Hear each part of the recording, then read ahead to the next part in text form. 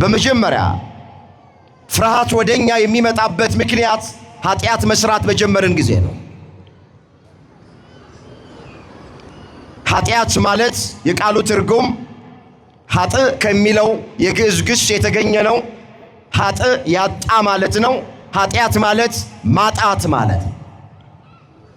ምን ማጣት? ሰላም ማጣት፣ ረፍት ማጣት፣ እርካታ ማጣት፣ ደስታ ማጣት። ኃጢአት ማጣት ማለት ነው። እባካችሁ የማይጠቅመንን ኃጢአት አንጠልጥለን አንዙር። ፈሪ እንድንሆን የሚያደርገንን የሚያስጨንቀንን ባለን ነገር ደስተኛ እንዳንሆን የሚያደርገንን ሰላም የሚነሳንን የመጀመሪያው የፍርሃታችን ምንጭ ወይም ምክንያት የገዛ ኃጢአታችን ነው። ለዚህ ጥሩ ማስረጃችን የመጀመሪያዎቹ ሰዎች አባታችን አዳምና እናታችን ሔዋን ናት።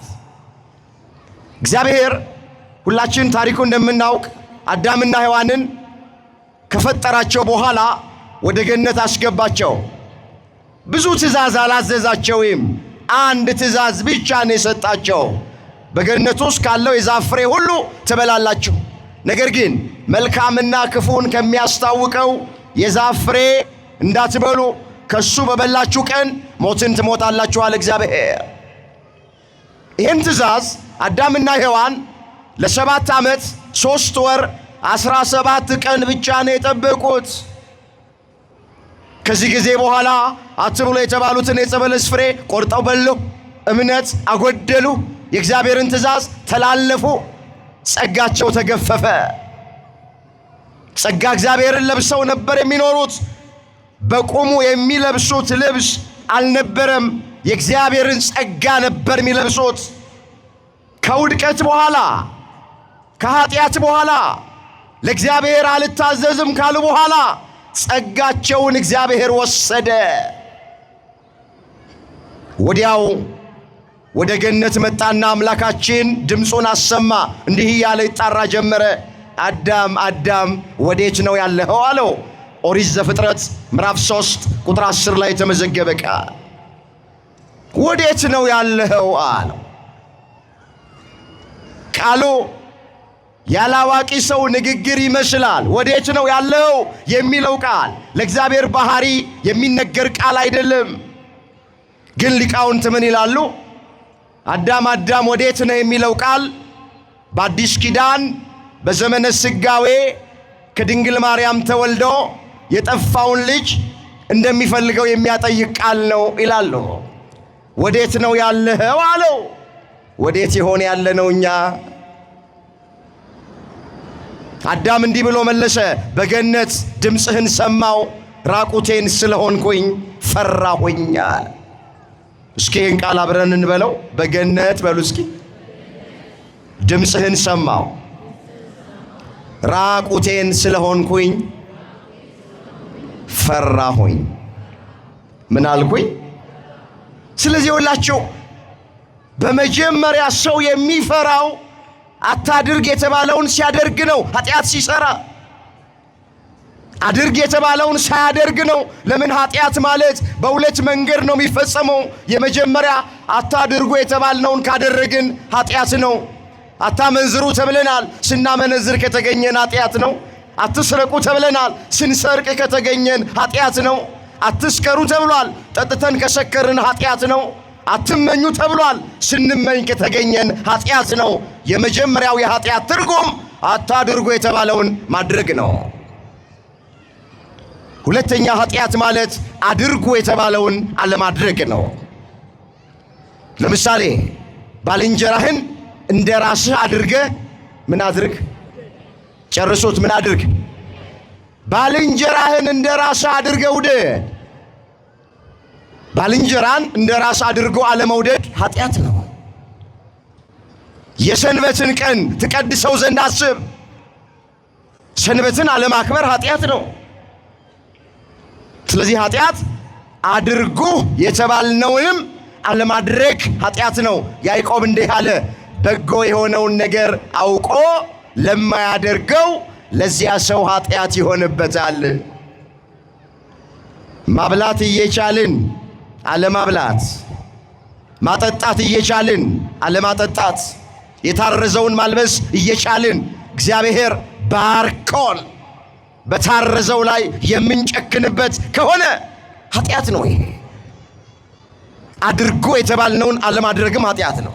ብዙዎቻችን ኃጢአት ቢመስለን አታድርጎ የተባልነውን ማድረግ ብቻ እንደዛ አይደለም።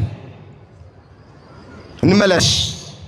ስለዚህ በገነት ድምፅህን ሰማው፣ ራቁቴን ስለሆንኩኝ ፈራሁ አለ። በመጀመሪያ ሰው የሚፈራው ኃጢአትን መስራት በጀመረ ጊዜ ነው። አምላካችን እግዚአብሔር እንድንፈራ፣ እንድንጨነቅ፣ ኮሽ ባለ ቁጥር እንድንደነግጥ የሚያደርገንን ኃጢአት ከኛ በቸርነቱ ያርቅልን። ይችላል አይችልም? ወገኖቼ ይችላል። የሚሳነው ነገር ይሄ ከጸጋ በታች ከሕግ ግን በላይ አድርጎ ነው እግዚአብሔር የፈጠረን። ራሳችንን የምንገዛበት ጸጋ እግዚአብሔር ሊሰጠን ይችላል። እንጸልይ ብቻኛ፣ ፍቃደኛ እንሆን፣ ፍላጎት ይኑረን። ያሸነፈንን ኃጢአት፣ ባሪያ ያደረገንን ኃጢአት ከኔ ያርቅልኝ፣ ጸጋህን ስጠኝ እንበለው እንጂ እግዚአብሔር ጸጋውን ይሰጠናል። እንዲህ ተብሎ ተጽፏል። ላነበው ፈልጋለሁ። ቲቶ ምዕራፍ 2 ቁጥር 11 ላይ ሰዎችን ሁሉ የሚያድን የእግዚአብሔር ጸጋ ተገልጧል። ይህም ጸጋ ኃጢአተኝነትን፣ ዓለማዊ ምኞትን ክደን የተባረከው ተስፋችንን እርሱም የታላቁን የአምላካችን የመድኃኒታችን የኢየሱስ ክርስቶስን ክብር መገለጥ እየጠበቅን ራሳችንን በመግዛት በጽድቅ እግዚአብሔርን በመምሰል በአሁኑ ዘመን እንድንኖር ያስተምረናል። አስተውሉት ቃሉን። ሰዎችን ሁሉ የሚያድን የእግዚአብሔር ጸጋ ተገልጧል አለና ይህም ጸጋ አለ እግዚአብሔርን እየመሰልን እንድንኖር፣ ራሳችንን እንድንገዛ፣ ከኃጢአት ከሥጋ ምኞት እንድንርቅ ይረዳናል። ስለዚህ የተቸገራችሁ ሰዎች ካላችሁ ጸጋህን ስጠኝን በለው፣ ጸጋህን አድለኝን በለው። ዝሙት ያስቸገራችሁ ካላችሁ፣ ስካር ያስቸገራችሁ ካላችሁ፣ ሐሜት ያስቸገራችሁ ካላችሁ፣ ስካር ያስቸገራችሁ ካላችሁ፣ ለኃጢአት የተሸነፍን የተማረክን ሰዎች ጸጋህን ስጠኝን በለው። ሰዎችን ሁሉ የሚያድን የእግዚአብሔር ጸጋ ተገልጧል። ይህም ጸጋ አምላካችን እግዚአብሔርን እየመሰል ነው ራሳችንን እየገዛን እንድንኖር ያስተምረናል አለ። አሁን ብዙዎቻችን የከበደን ራሳችንን መግዛት አይደለም። ሶሎሞን ሲናገር ምን አለ? አገርን ከሚገዛ ይልቅ ራሱን የሚገዛ ይበልጣል። ብዙ ሰዎች ከተማን ይገዛሉ፣ አገርን ይገዛሉ፣ ነገር ግን ራሳቸውን መግዛት አቅቷቸዋል። ስለዚህ ብዙዎቻችን የከበደን ነገር ይሄ ነው። አምላካችን እግዚአብሔር ራሳችንን የምንገዛበትን ጸጋ ለሁላችን ያድለን። አሜን በሉ። የመጀመሪያው ፈሪ የሚያደርገን፣ ጭንቀታ የሚያደርገን፣ ሰላማችንን የሚነጥቀን የሚወስድብን ኃጢአት ነው። ቅዱስ ጳውሎስ ሲናገር ምን አለ? ክፉን በሚያደርግ ሰው ነፍስ ሁሉ መከራና ጭንቀት ይሆንበታል አለ። ሮሜ ምዕራፍ 2 ቁጥር 9 ላይ የተመዘገበ ቃል። ቃሉን አስተውሉት። ክፉን በሚያደርግ ሰው ነፍስ ሁሉ መከራና ጭንቀት ይሆንበታል። ጭንቀት ከየት ይመጣል? ከኃጢአት። ራስን መጸየፍ፣ ራስን መጥላት ከየት ይመጣል? ከክፋት። ክፉን በሚያደርግ ሰው ነፍስ ሁሉ መከራና ጭንቀት ይሆንበታል ተብሎ እንደተጻፈ። ወደ ሁለተኛው ሐሳብ እንሄ ሰዓት ለመጠቀም። ሁለተኛ ለምንድን ነው የምንፈራው የሚለውን አያለሁ። ወገኖቼ ሰው በሁለተኛ ደረጃ የሚፈራው እምነቱ ሲጎድል ነው። ምኑ ሲጎድል? እምነቱ ሲጎድል። የእምነት መጉደል ፍርሃት ያመጣል። ገበቴ ላይ እንዳለ ውሃ የምንወላውል ከሆነ፣ ንፋስ እንደመታው ሸምበቆ የምንወዘወዝ ከሆነ፣ እምነታችን ጎደሎ ሲሆን፣ በእግዚአብሔር ላይ ያለን እምነት፣ በአምላካችን ላይ ያለን እምነት ሲጎድል ያኔ ፍርሃት ይከበናል። ለዚህ ጥሩ ማስረጃችን የማቴዎስ ወንጌል ምዕራፍ 8 ቁጥር 23 ላይ የተመዘገበ ታሪክ ነው። ባጭሩ አስታውሳችኋለሁ። በአንድ ወቅት ጌታችን ኢየሱስ ክርስቶስ ከደቀ መዛሙርቱ ጋር በታንኳ ሆኖ በባህር ላይ ሄድ ነበረ። ድንገት ማዕበል ተነሳ። ታንኳይቱን ወደፊት፣ ወደ ኋላ፣ ወደ ግራ፣ ወደ ቀኝ እያደረገ ያናውጣት ጀመረ። ክርስቶስ በታንኳይቱ በውስጠኛ ክፍል ተኝቶ ነበር ይላል መጽሐፍ። ማዕበሉ በተነሳ ጊዜ፣ ወጀብ በተነሳ ጊዜ፣ ንፋስ በተነሳ ጊዜ ደቀ መዛሙርቱ ተጨነቁ። ወደ ክርስቶስ መጡና እንዲህ አሉት፣ ጌታ ሆይ ስንጠፋ አይገድህም? እባክህ አድነን አሉት። እስኪ ጌታ ሆይ በሉ። አድነን። ምን በለን?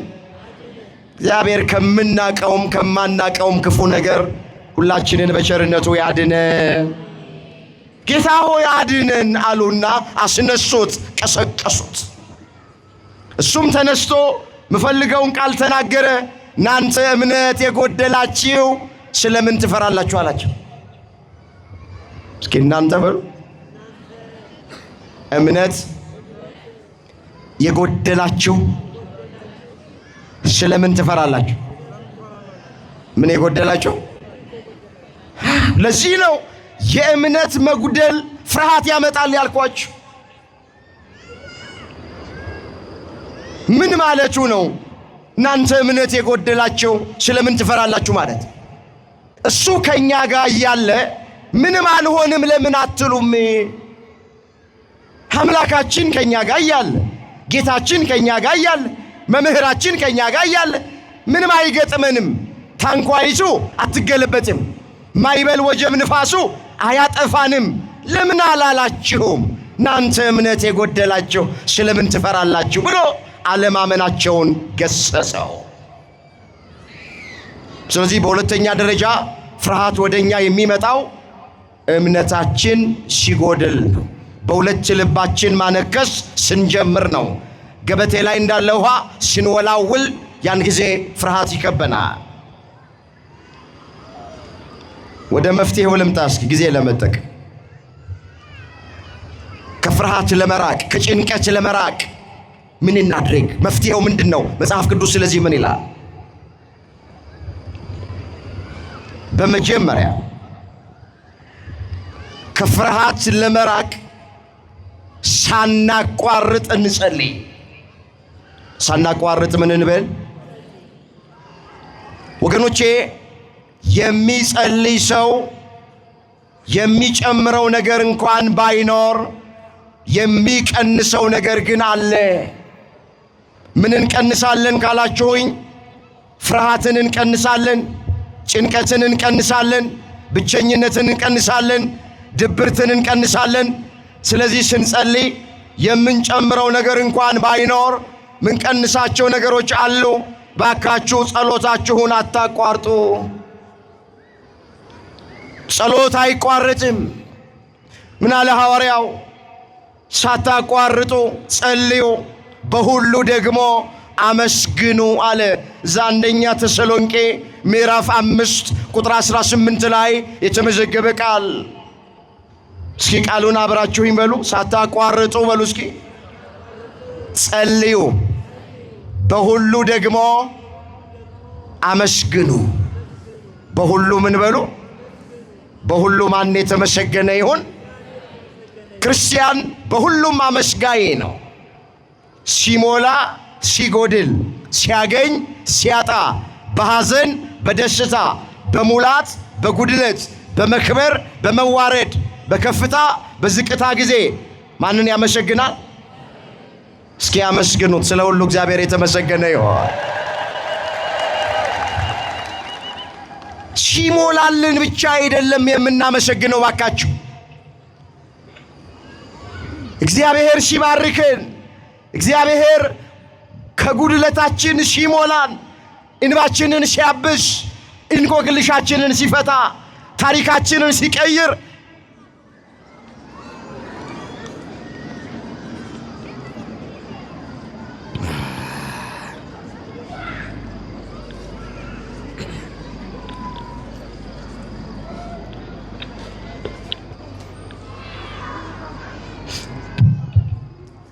እግዚአብሔር ከሁላችን ጋር አይሆን። መብራት ነው ወይስ ጄነሬተር? እሺ እንመለስ ወደ ቀደመ ነገራችን። የመጀመሪያውን እያየን ነበር ያለን። ፍርሃት ከኛ እንዲርቅ እኛም ከፍርሃት ውስጥ እንድንወጣ ከፈለግን ሳናቋርጥ ምን እናድርግ ነው ያለው? ንገሩኝ፣ ምን እናድርግ? መጽሐፍ ሳታቋርጡ ምን በሉ ይላል? በሁሉ ደግሞ ምን አድርጎ? ስለ ሁሉ ማን ይመስገን አለን? እስኪ ደግማችሁ አመስግኑት። ስለ ሁሉ እግዚአብሔር ይመስገን። ክርስቲያን ማለት ይሄ ነው። በሁሉም ያመሰግን። ሲያገኝም ያመሰግናል፣ ሲያጣም ያመሰግናል። በጤንነት ጊዜ እግዚአብሔርን ያመሰግናል፣ ታሞ አልጋ ላይ ቢተኛም ያመሰግናል። በሐዘኑ ጊዜም ያመሰግናል፣ በደስታ ጊዜም ያመሰግናል። ሐዋርያው ቅዱስ ጳውሎስ ይህን ስለ ጉድለት አልልም፣ የምኖርበት ኑሮ ይበቃኛል ማለትን ተምሬያለሁ። ማግኘትን አውቃለሁ፣ ማጣትን አውቃለሁ፣ መጉደልን አውቃለሁ፣ መሙላትን አውቃለሁ፣ ሐዘንን አውቃለሁ፣ ደስታን አውቃለሁ። ኃይልን በሚሰጠኝ በክርስቶስ ሁሉን እችለዋለሁ አለ። ፊልጵስዩስ ምዕራፍ 4 ቁጥር 11 ላይ የተመዘገበ ቃል። ቃሉን ባካችሁ አስተውሉት። ይህንን ስለ ጉድለት አልልም፣ የምኖርበት ኑሮ ይበቃኛል ማለትን ተምሬያለሁ። ማግኘትን አውቃለሁ፣ ማጣትን አውቃለሁ፣ ሐዘንን አውቃለሁ፣ ደስታንም አውቃለሁ፣ መጉደልን አውቃለሁ፣ መሙላትንም አውቃለሁ፣ መክበርን አውቃለሁ፣ መዋረድንም አውቃለሁ፣ ከፍታን አውቃለሁ፣ ዝቅታንም አውቃለሁ፣ ሳቅን አውቀዋለሁ፣ ለቅሶንም አውቀዋለሁ። ኃይልን በሚሰጠኝ በክርስቶስ ሁሉን እችለዋለሁ አለ። ክርስቲያን ማለት ኃይልን በሚሰጠኝ በክርስቶስ ሁሉን እችላለሁ የሚል ነው። በሁሉ የሚያመሰግን ነው። እግዚአብሔር በሁሉ አመስጋኞች እንድንሆን ሁላችንን ይርዳን። ስለዚህ መጀመሪያ ከፍርሃት ውስጥ ለመውጣት ጸሎታችሁን አታቋርጡ። ይሄ ድምፅ የሚሰማችሁ አሁን በፊት ጸልየን ብዙዎቻችን አንጠግብም ነበረ። አሁን ግን እርግፍ አድርገን ትተነዋል። ውዳሴ ማርያማቸው የት እንዳለ ማያውቁ ሰዎች አሉ። የሚደግሙት ዳዊት የት እንዳለ ማያውቁ ሰዎች አሉ። አሁን መዝገበ ጸሎታቸው የት እንዳለ ማያውቁ ሰዎች አሉ። እየጨመርን እኮ አይደለም ያለም እየሄድን ያለ ነው። በክርስትና ሕይወታችን ብዙዎቻችን እየጨመር ወደ ላይ እያደግን ሳይሆን እንደ ካሮት ቁልቁል ነው እድገታችን የብዙዎቻችን። እስኪ እኔም ራሴን ይሄ ድምፅ የሚሰማችሁ ወንድሞቼና እህቶቼ ራሳችሁን ይሆ መንፈሳዊ ሕይወታችን ምን ይመስላል?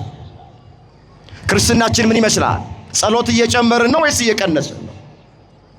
ጾምን እየጨመርን ነው ወይስ እየቀነስን ነው? እምነትን እየጨመርን ነው እየቀነስን ነው? ትዕግስት፣ ትህትና፣ የዋህነት፣ ገርነት፣ ቅንነት የሚባሉትን እየጨመርን ነው ወይስ እየቀነስን ነው? አንዳንዶቻችን ወደ እግዚአብሔር በቀረብን ጊዜ፣ ወደ ቃሉ በቀረብን ጊዜ፣ ወደ ቤቱ በቀረብን ጊዜ ፍቅርን መጨመር፣ ጸሎትን መጨመር፣ ጾምን መጨመር፣ ስግደትን መጨመር ሲገባን በተቃራኒ እየቀነስነው ነው ያለነው። አገልግሎታችን እንኳን ያንዳንዶቻችን አወኩሽ ናኩሽ ነው። በፊት በሩቅ ቤተክርስቲያን ሳንመጣ አገልግሎት ሳንጀምር እግዚአብሔርን እንፈራ ነበረ። ዛሬ ማን ነው እግዚአብሔር የሚፈራ?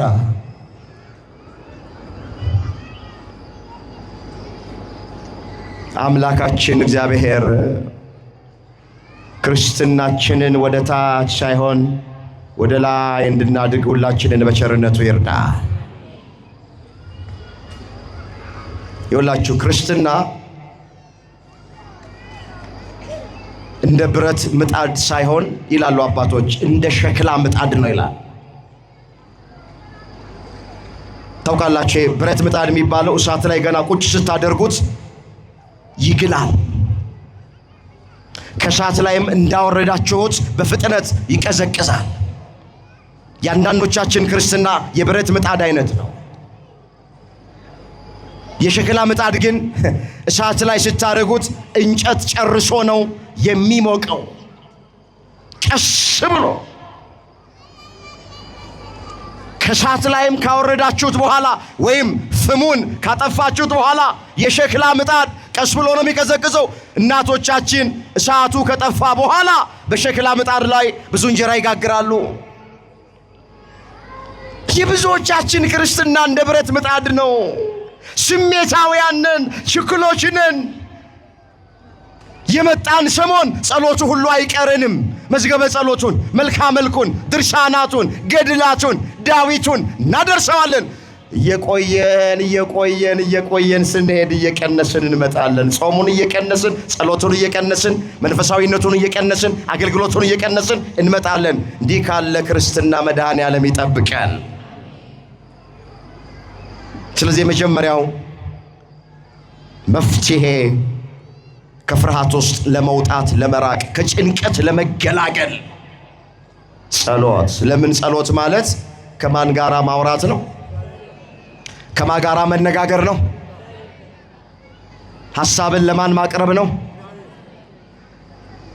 ወገኖቼ ይኸውላችሁ ጸሎት አንዳንዶቻችንን ድንጋይ እንደመፍለጥ የሚከብደን ትርጉሙን ስለማናውቀው። ጸሎት ከእግዚአብሔር ጋር መነጋገር ነው። ከእግዚአብሔር ጋር ማውራት ነው። ሐሳብን ለእግዚአብሔር ማቅረብ ነው። ልትጸልዩ ስታስቡ ይሄንን ለራሳችሁ ንገሩ። ከእግዚአብሔር ጋር ልነጋገር ነው በሉ። ሐሳቤን ለእግዚአብሔር ላቀርብ ነው በሉ።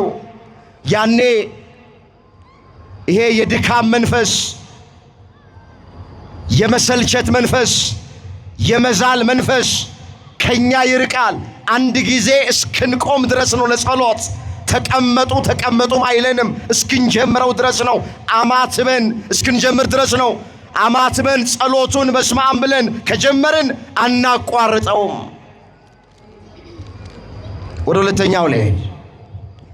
ሁለተኛ ከፍርሃቱ ለመውጣት መፍትሄው ዕለት ዕለት የእግዚአብሔርን ቃል ማዳመጥ፣ ዕለት ዕለት የእግዚአብሔርን ቃል መስማት። ለምን? ቃሉ ኃይል አለው፣ ይፈውሰናል፣ ያረጋጋናል፣ የልብ ሰላምና ጸጥታ ይሰጠናል። አሁን ያላችሁን ሰላም አስተውሉ ተባካችሁ ወገኖቼ። ይህንን ሰላም የትም ብንሄድ አናገኘው። ቤተ ክርስቲያን መተን ጉባኤ ስንካፈል፣ ቃሉን ስንሰማ፣ ለክብሩ ስንዘምር፣ ቅዳሴ ስናስቀድስ፣ ኪዳን ስናደርስ፣ ሰዓታት ማህሌቱን ከአባቶቻችን ጋር ስንቆም ያለንን ሰላም፣ ያለንን ረፍት፣ ያለንን ደስታ፣ ያለንን መረጋጋት፣ ያለንን ብርታት የትም ቦታ ብንሄድ አናገኘው። ቃሉ ውስጥ ነው ሰላም ያለው። ወንጌል ውስጥ ነው ረፍት ያለው። ምን አለ ዳዊት ሲዘምር? ቃልህ ለጉሮሮዬ ጣፋጭ ነው፣ ከማርና ከወለላ ይልቅ ጣፈጠኝ አለ። እስኪ አብረን እንበለው። ቃልህ በሉ እስኪ። ለጉሮሮዬ ጣፋጭ ነው፣ ከማርና ከወለላ ይልቅ ጣፈጠኝ። የማን ቃል? አመስግኑት። ቃሉ ከማርና ከወለላ ይልቅ ይጣፍጣል። የዳዊት መዝሙር 118 ቁጥር 103 ላይ የተመዘገበ ቃል፣ ቃልህ ለጉሮሮዬ ጣፋጭ ነው፣ ከማርና ከወለላ ይልቅ ጣፈጠኝ። መቼ ነው ቃሉ የሚጣፍጠን? ብቸኝነት ዙሪያችንን ከቦን፣ ጭንቅ ጥብብ ብሎን፣ ተስፋ ቆርጠን፣ ዓለም ፊቷን አዙራብን፣ ባልንጀሮቻችን ፊት ነስተውን፣ አዎ ቃሉን ስንሰማ ያኔ ቃሉ ለጉሮራችን ጣፋጭ ይሆናል። ከጭንቀት ሲያወጣን፣ ከፍርሃት ሲያወጣን፣ ከብቸኝነቱ ሲያወጣን ቃሉ ለጉሮራችን ያን ጊዜ ጣፋጭ ይሆናል።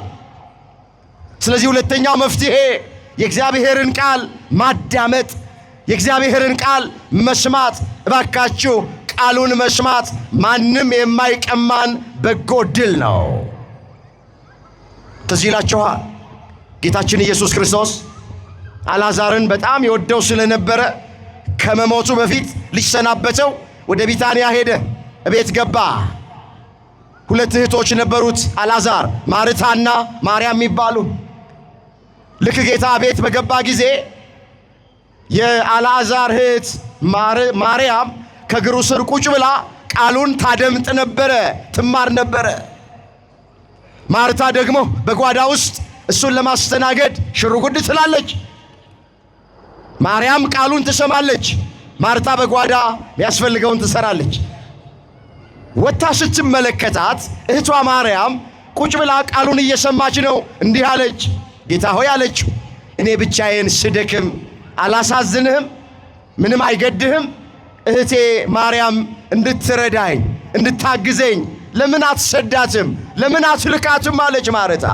ጌታ አንድ ቃል ተናገረ። ማርታ ማርታ በብዙ ትጨነቂያለሽ፣ በብዙ ትደክሚያለሽ።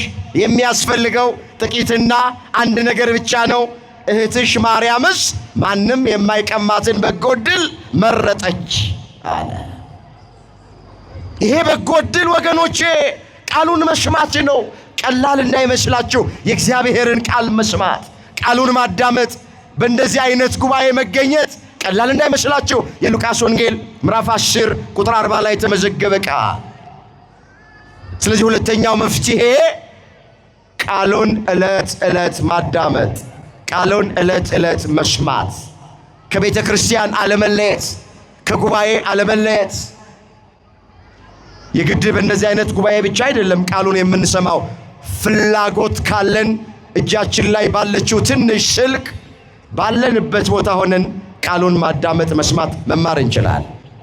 ቢሮአችን ውስጥ ባለው ኮምፒውተር ላይ ሌላ ማይጠቅም ነገር ከምናይበት ቃሉን መስማት እንችላለን። ምስጋናውን ማዳመጥ እንችላለን። ከኛ የሚጠበቀው ፍላጎት ብቻ ነው።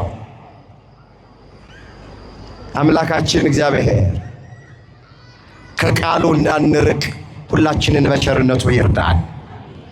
ነብዩ ሲናገር ምን አለ? ቃል ተገኝቷል እኔም በልቼዋለሁ። አቤቱ የሰራዊት ጌታ እግዚአብሔር ሆይ ቃል የልብ ሰላምና ደስታ ሆነኝ አለ። ትንቢተ ኤርምያስ ምዕራፍ 15 ቁጥር 16። እስኪ ጉባኤው ይሄንን ቃል በደንብ ይናገር። ቃልህ በሉ እስኪ። አልሰማችሁም? ቃልህ ተገኝቷል እኔም በልቼዋለሁ። አቤቱ የሰራዊት ጌታ እግዚአብሔር ሆይ ቃልህ የልብ ሰላምና ደስታ ሆነኝ። አመስግኑት። ቃሉ የልብ ሰላምና ደስታ ነው ወገኖቼ። ቃል ተገኝቷል አለ ነብዩ። እኔም በልቼዋለሁ አለ። እኔም ምን ብዬዋለሁ? ለካ እግዚአብሔር ቃል የሚበላ እንጀራ ነው። ለካ እግዚአብሔር ቃል የምንጋተው ወተት ነው እናንተ።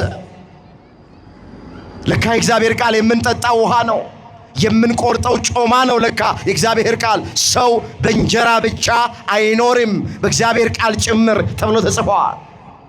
ገበሬ ወጥቶ ወርዶ ላቡን አፍሶ ወዙን አንጠፍጥፎ ከዛ በተዘጋጀ ዛሬ ተበልቶ ነገ ዳሪ በሚሆን በሚሻግት እንጀራ ብቻ የሰው ልጅ መኖር አይችልም።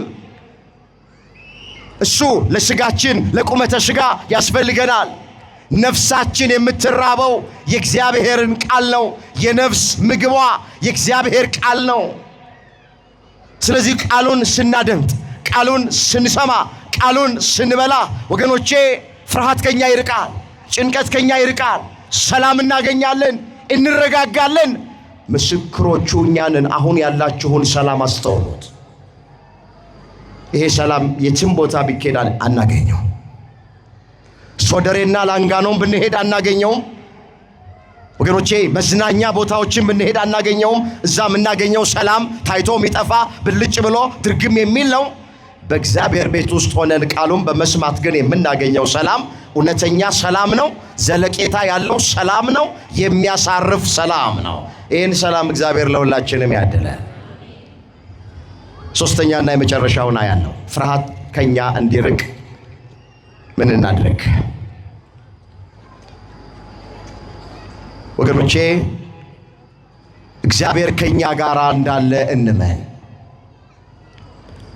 እስኪ እግዚአብሔር ከኛ ጋር እንዳለ እንመን። ምን እንበል? እምነት። ታምናላችሁ እግዚአብሔር ከኛ ጋር እንደሆነ?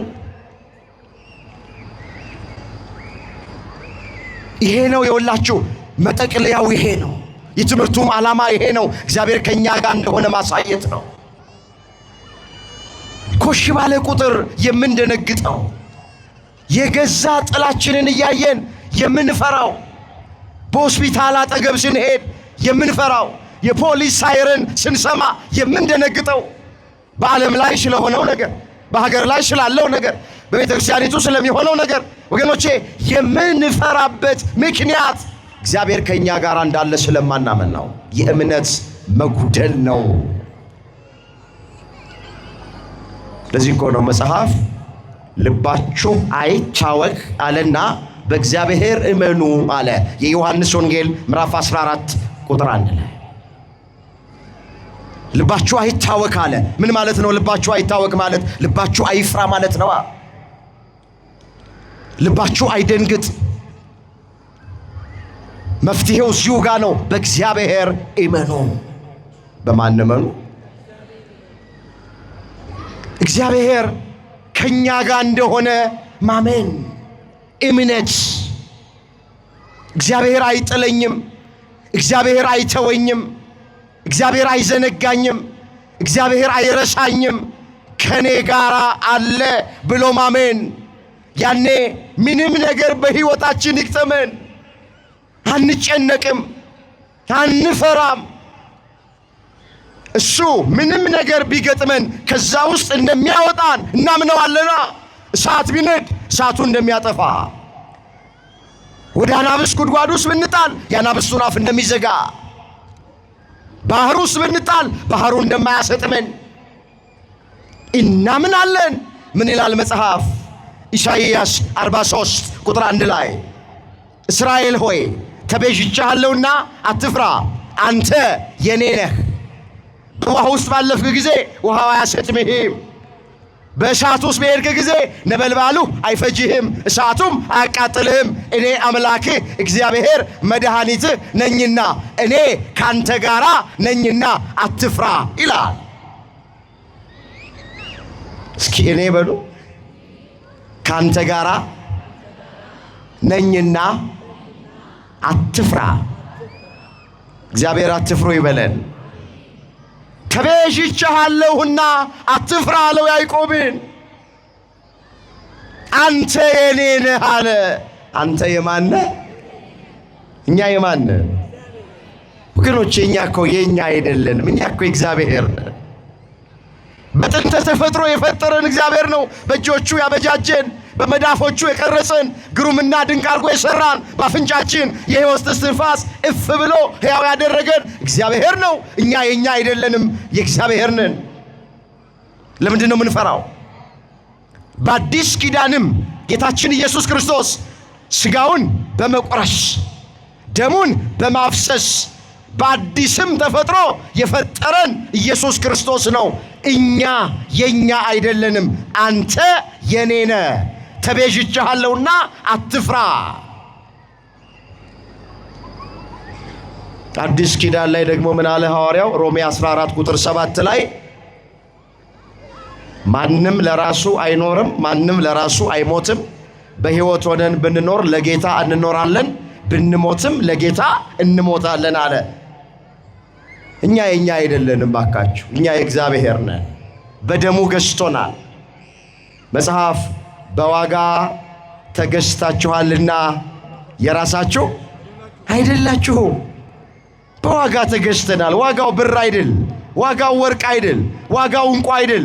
ዋጋው ሥጋውን ነው የቆረሰው፣ ደሙን ነው ያፈሰሰው፣ ጎኑን ነው በጦር የተወጋው፣ እጆቹን ነው በሚስማር የተቸነከረው፣ የሸዋ አክሊል ነው የደፋው። ስጋው አልቆ አጥንቱ ነጭ በረዶ መስሎ እስኪታይ 6666 ጊዜ በጅራፍ ነው የተገረፈው። በዋጋ ተገዝታችኋልና ለራሳችሁ አይደላችሁ ነው የሚለው አንደኛ ቆሮንቶስ ምዕራፍ 6 ቁጥር 19 ላይ። ስለዚህ እኛ የማንን 10 ሰው ብቻ ነው እግዚአብሔር የማን ናቸው? እስኪ የራሱ ያደረገን በዋጋ የገዛንን አምላክ ከፍ አድርጋችሁ አመስግኖት። በዋጋ ተገዝተናል። ስለዚህ እኛ የኛ ካልሆንን ለምን እንፈራለን? ለምን እንጨነቃለን? የፀጉራችን አንዷ ዘለላ እኮ በእግዚአብሔር ዘንድ የተቆጠረች እኮ ናት። እናንተ ከብዙ ድንቢጦች እኮ እንበልጣለን እኛ።